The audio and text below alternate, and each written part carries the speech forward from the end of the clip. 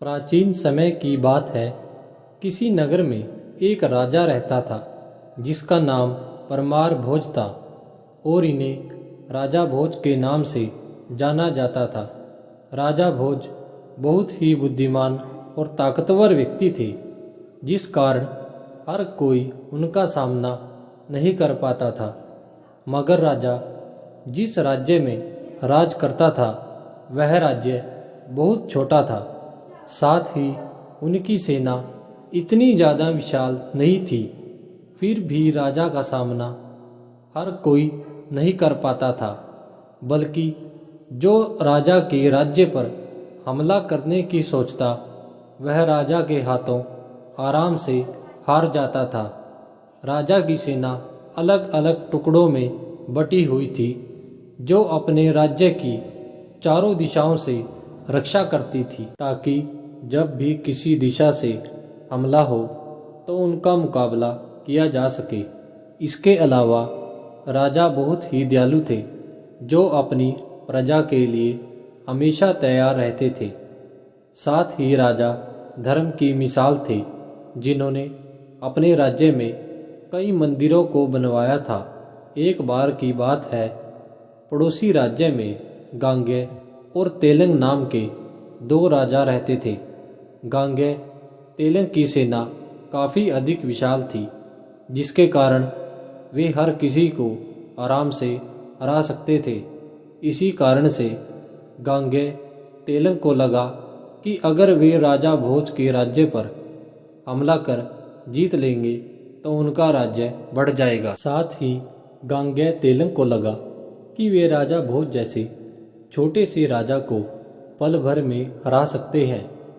इस कारण से गांगे तेलंग ने राजा भोज के राज्य पर राज करने का सपना देखना शुरू कर दिया और इसी के चलते गांगे और तेलंग राजा भोज के राज्य पर हमला करने की योजना बनाने लगे और योजना के तहत उन्होंने हमला भी कर दिया था।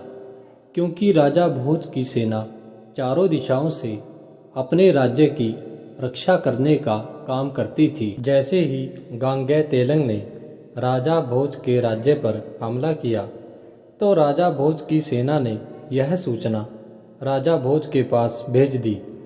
राजा की एक सेना जो राज्य में हमले के वक्त ही बाहर जाती थी, उसे गांगे और तेलंग का सामना करने के लिए भेज दिया।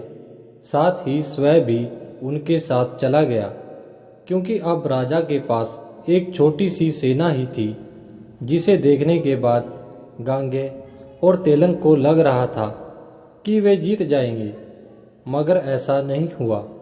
राजा भोज ने उनकी सेना का बहुत समय तक सामना किया और फिर उन्हें अपने घुटनों पर टिकने को मजबूर कर दिया। राजा भोज ने गांगे और तेलंग को हरा दिया, जिसके कारण से गांगे और तेलंग राजा भोज के पैरों में पड़ गए और उनसे माफ़ी मांगने लगे। मगर राजा भोज दयालु थे, जिसके कारण से उन्होंने दयालुता दिखाते हुए दोनों को माफ़ कर दिया और जाने दिया। मगर जब इस बारे में राजा भोज और गांगे और तेलंग की प्रजा को पता चला तो वे कहने लगे कि कहाँ राजा भोज, कहाँ गांगे तेलंग। फिर भी वे राजा भोज से हार गए।